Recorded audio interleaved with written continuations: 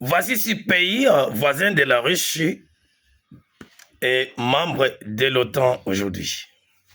Et moi, je peux augmenter 7 pays voisins de la Russie à même frontière et membre de l'OTAN. Premier, vous avez Finlande, même frontière avec la Russie, membre de l'OTAN.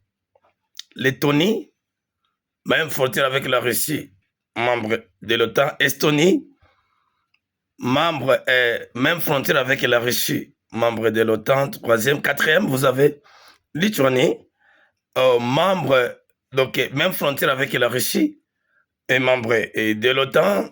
On peut basculer sur Norvège, même frontière avec la Russie. Cinquième pays, membre de l'OTAN.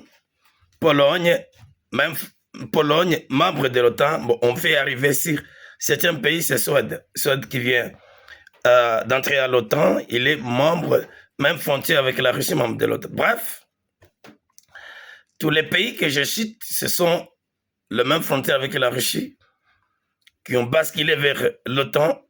C'est un pays qui vit dans la paix. Et pourquoi? La menace d'attaque militaire de la part de la Russie sont à la base de faire fuir ses propres voisins vers l'OTAN pour se réfugier et avoir la sécurité commune.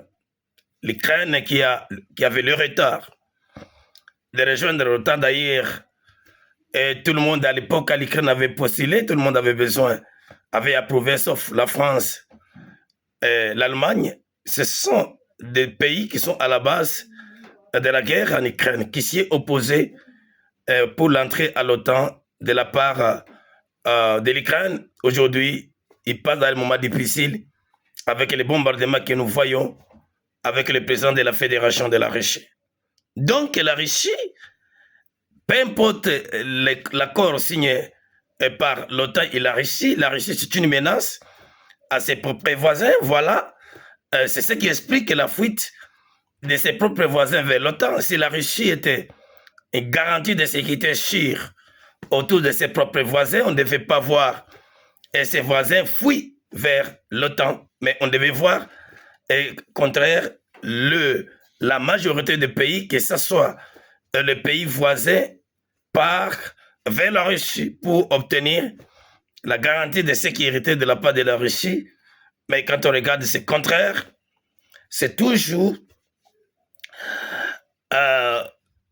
l'OTAN qui donne cette garantie parce qu'il n'y a jamais la guerre dans le pays de l'OTAN. Il n'y a eu jamais l'agitation de la guerre elle-même. C'est toujours la Russie qui bénéficie de cette impunité de la guerre. D'ailleurs, tous les pays voisins qui sont partis vers l'OTAN, la Russie, elle n'a jamais attaqué ce pays, ni osé de l'attaquer. Ils savent tout simplement qu'il n'a pas une population capable de mobiliser pour faire face avec l'OTAN. L'OTAN seul, c'est 1 milliard. En plus de la population de l'OTAN, la Russie, c'est 144 millions d'habitants. Il n'y a pas photo, il n'y a pas la démocratie pour faire la guerre. Et aussi, l'OTAN, c'est un pays puissant en termes de budget militaire. Il est au top. Vous avez celle les États-Unis à le budget militaire de 1000 milliards.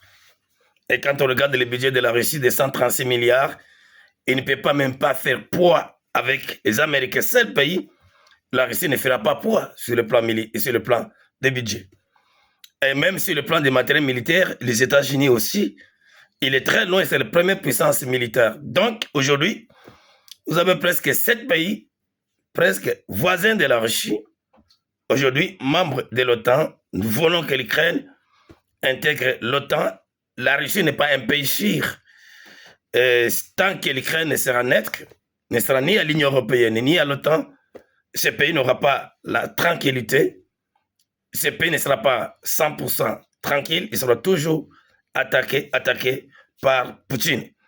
Il n'y a pas un accord sans l'OTAN, sans l'Europe qui peut garantir la sécurité de l'Ukraine. Poutine n'est pas fiable en matière des accords. Et voilà ce que moi je voulais partager avec vous, donner les informations. Et bonjour, bonsoir.